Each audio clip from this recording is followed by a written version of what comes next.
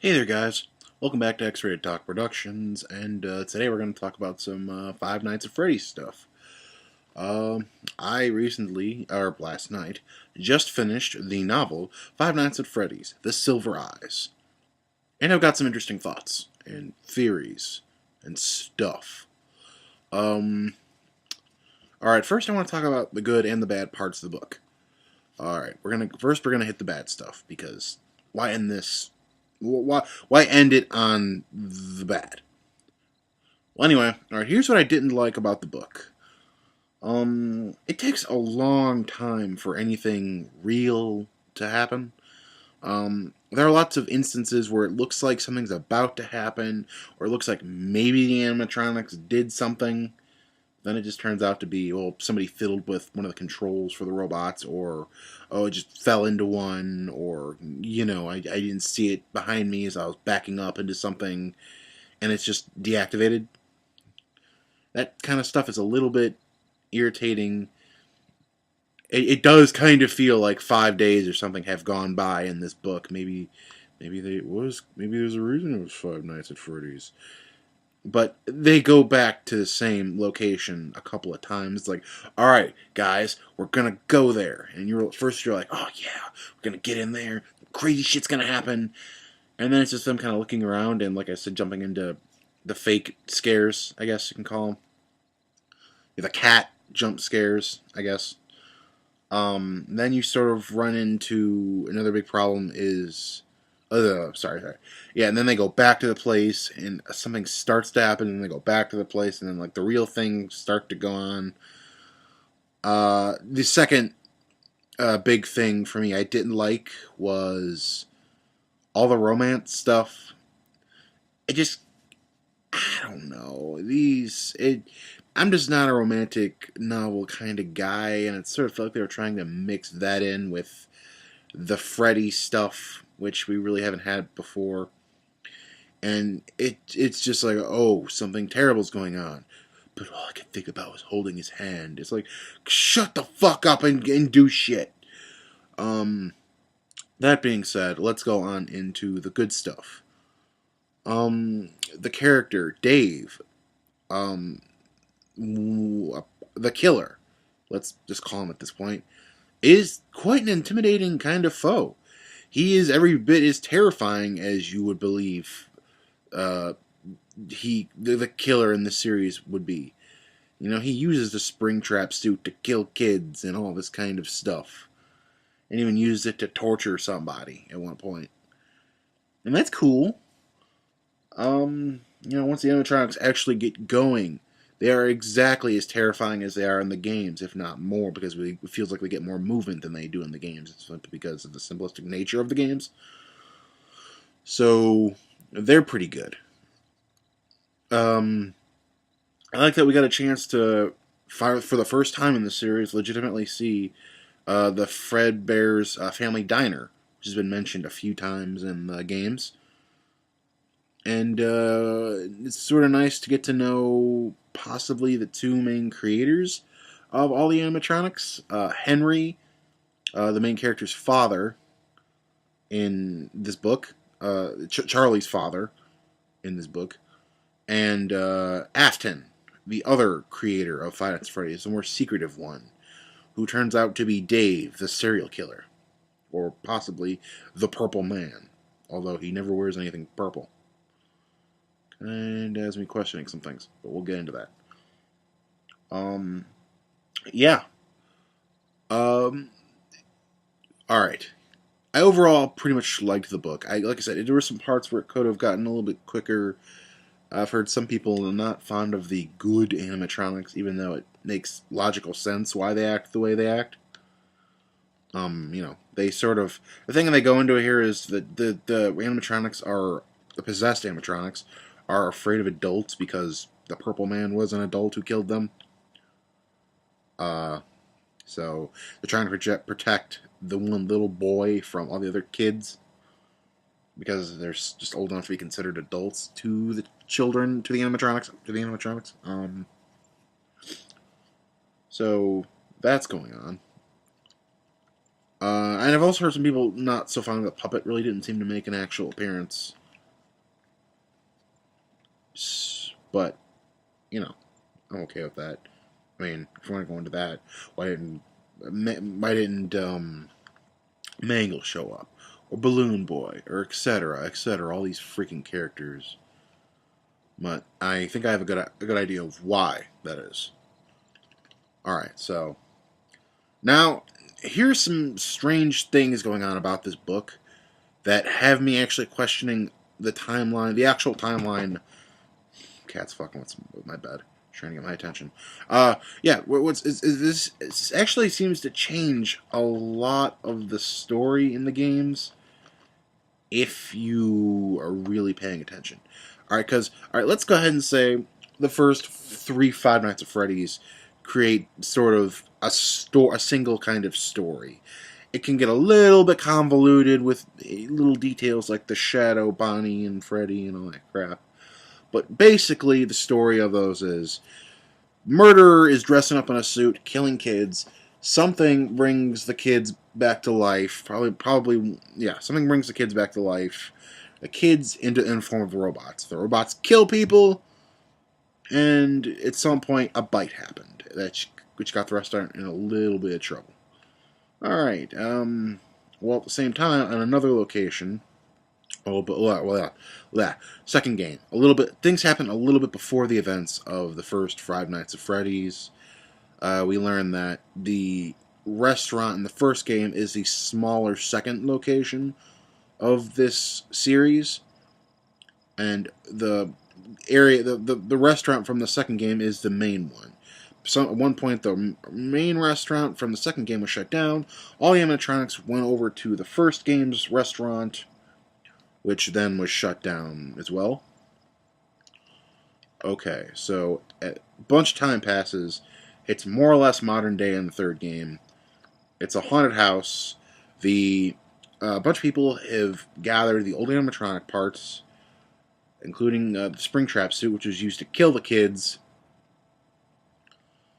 into this haunted house. Springtrap's ghost, or the Purple Man's ghost that possesses Springtrap, comes back to life, tries to kill the nighttime security guard of the haunted house.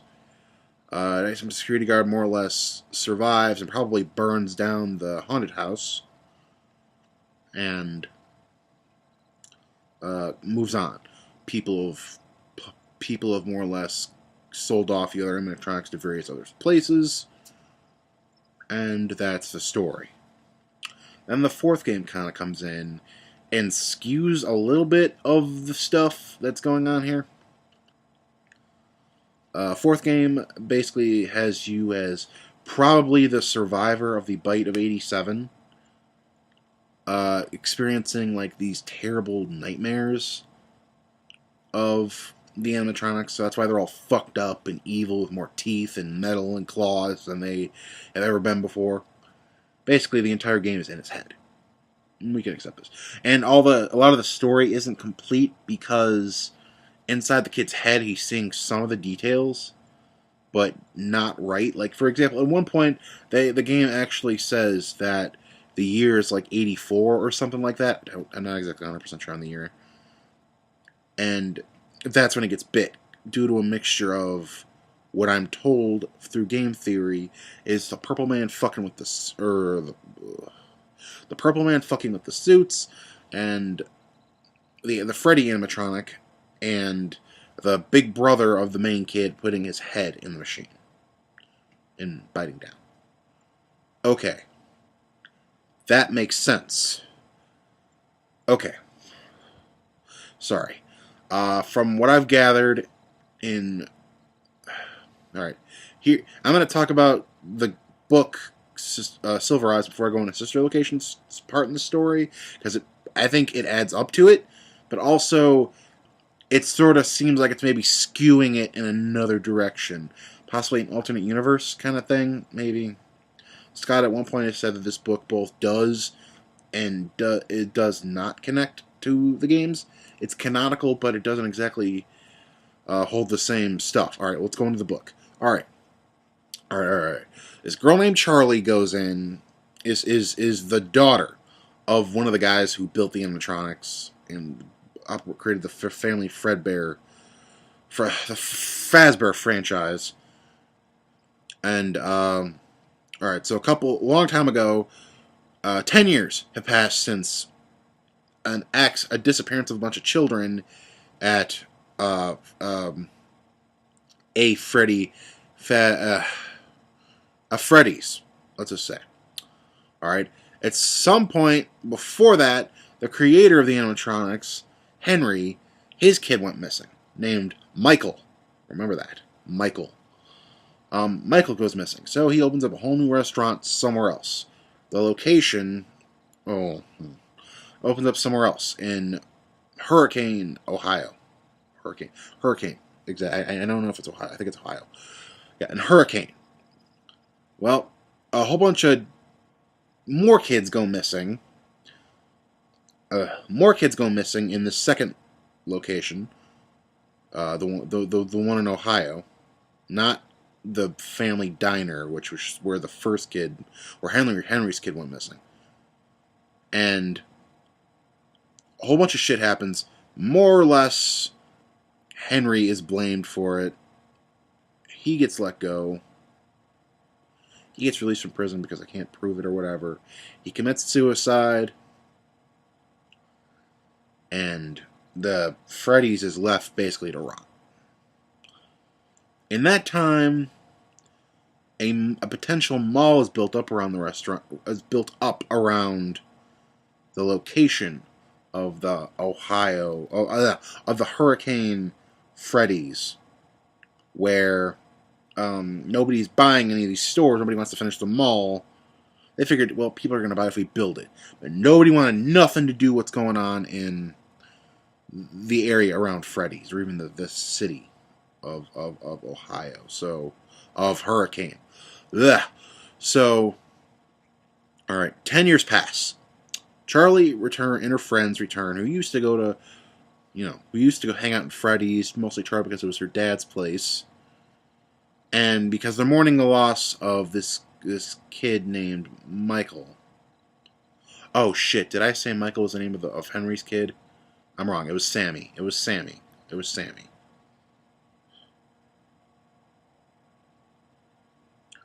It was Sammy. Michael. Where am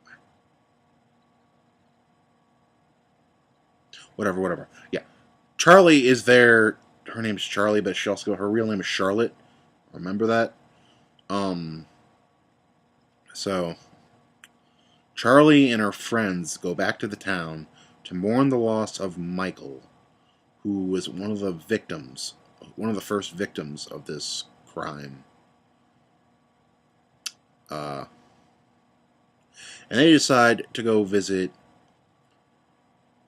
the Five Nights at Freddy's place. And so Charlie can go see her old house in the town where her father built a lot of the animatronics. They go to the place and discover the place is more or less still intact. Yeah, whatever. They decide to go back another day.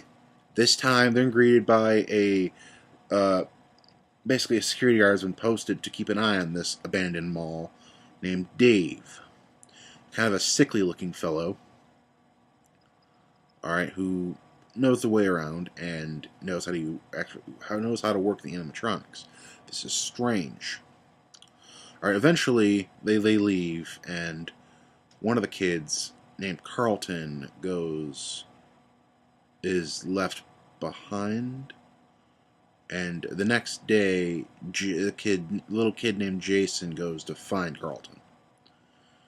The whole troop goes back to the mall Freddy's to find both of them.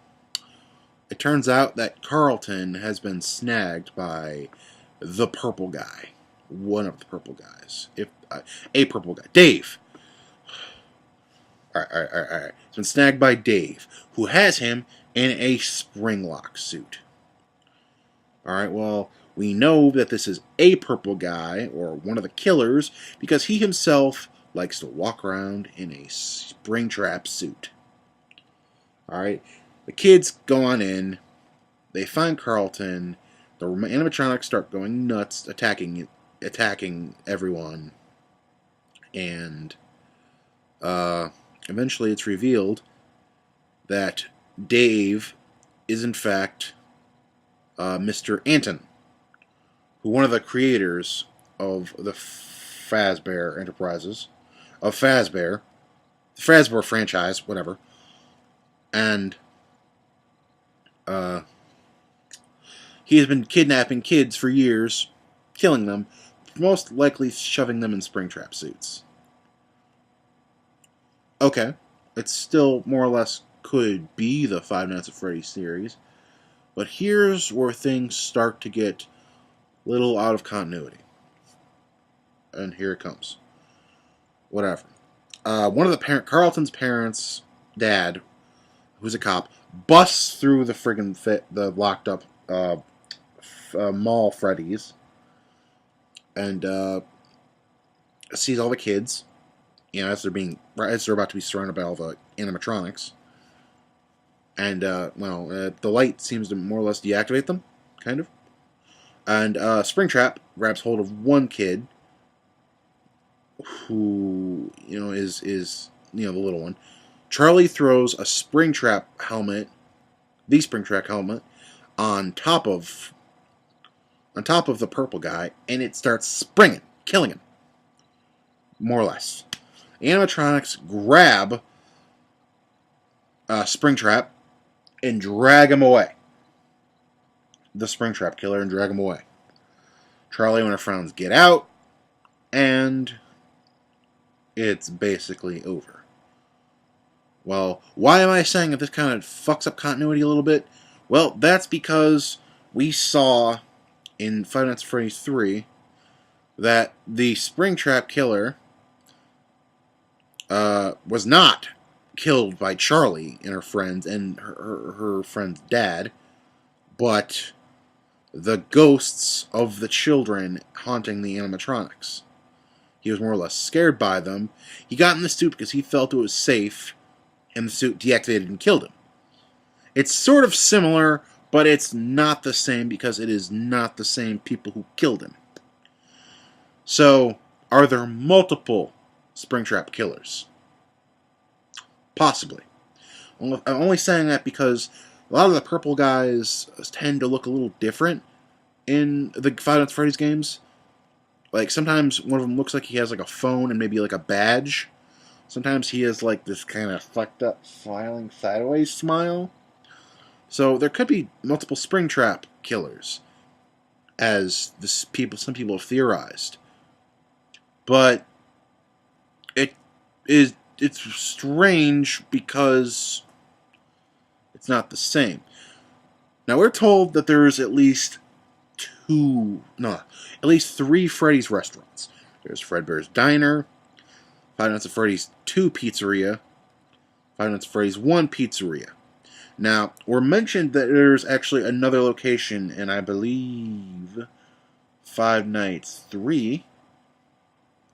And I think this is that location.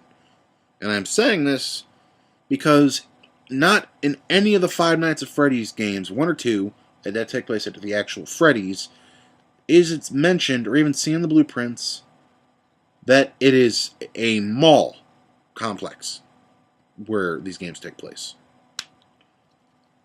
So, alright, either this is a new location, a completely different place, which is unconnected to the Five Nights at Freddy's 1 and 2 locations, but is also haunted because of what a Springtrap killer has done. Or this takes place in one of the first or second game's locations in the future. That still doesn't account for the Springtrap problem. Alright? And Springtrap in Five Nights at Freddy's 3 is a possessed ghost with a dead human body in it, purple guy's body, who is hunting the player in the third game. So, maybe the kid animatronics created him? Maybe. And after they dragged him away and put him in a... Maybe they stuffed him in the rest of a Springtrap suit? Or this is another Springtrap killer. There's 2 Springtrap killers that have now died. Right? Right. And, oh, I want to get back to Michael, and who I believe Michael is. Michael, in this book, has basically been revealed. The kid whose mom was mourning him was basically been revealed to be Golden Freddy. And all right, yeah, let's get back to that one piece at a time. One piece at a time.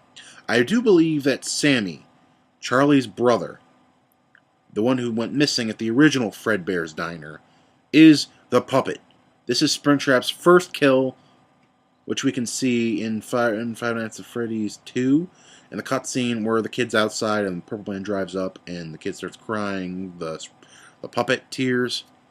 I'm pretty sure Sammy, his first kill, is in fact the puppet. The puppet brought life into all the individual animatronics in all of Freddy's locations where murders have happened. That's the place from 2, the place from 1, and the Mall Freddy's, if that's not one of the other places. Alright. Purple Man exists because he was killed in rage, more or less. So, he is his own ghost, not created by the puppets. Michael is Golden Freddy. He was probably the second ghost who haunted the animatronic, but because the ghosts use the animatronics, the insides like bones, so that's how they're able to kind of move the bodies of these heavy-ass animatronics. But the Golden Freddy one doesn't have any in it because all Springtrap crap has been taken out of it, which this book kind of says. So, yeah, Michael is Golden Freddy. Now, sorry this has been such a long video, but I wanted to talk about my thoughts and what I think the continuity of this series is. Sister location happens. Now, I believe they mention that Afton had a daughter named Charlotte. No. Henry had a daughter named Charlie. I think maybe Charlie died. No. Alright, so there's a... Yeah, I think Baby from Sister Location is Afton's daughter, and who died. She died because of an animatronic, the baby robot. The baby robot took the soul of Afton's daughter who died. Or Afton built his daughter's soul into the robot after she died. And she's more or less watching the other animatronics die. And because the puppet is related to this, is more or less hanging around areas where the Purple Man is, who is Afton in the Silver Eyes book, the puppet is coming up with and brought the baby one to life, and all the other animatronics. But Baby seems to be the most intelligent and human. So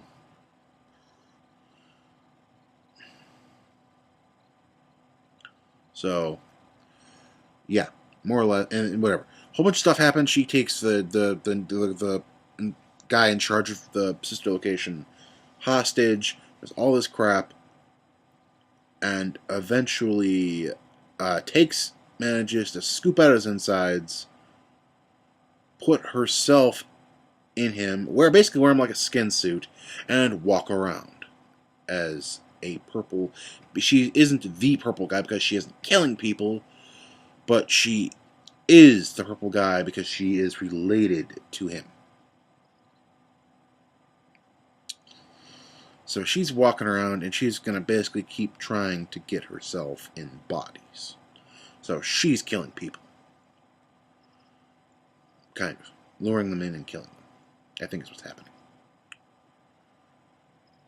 And I'm saying this because I believe the teaser at the end of Custom Night, Sister Location's Custom Night, had a very burned up place. A very burned up location. And Golden Freddy popping up at the very end. Whereas a character named Michael, Golden Freddy from Silver Eyes, rises up and is going to seek his father. And she rebuilt Baby. So yeah.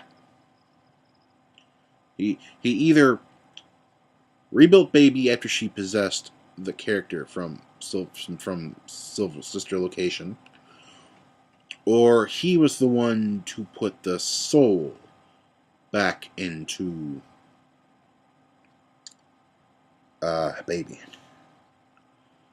And from there, the future games, books, or whatever, is going to be about Michael the Golden Freddy hunting down his father, who is dead. Where we're going to go from that, I do not know. But I do believe that is the entire story of Five Nights at Freddy's. Up to this point. I may have missed some details, I may have corrected myself in some parts, but I do believe I got it all right. Long video. Thank you so much for watching. I'll keep you updated with anything Five Nights at Freddy's I can think of. Talk to you later. Bye-bye.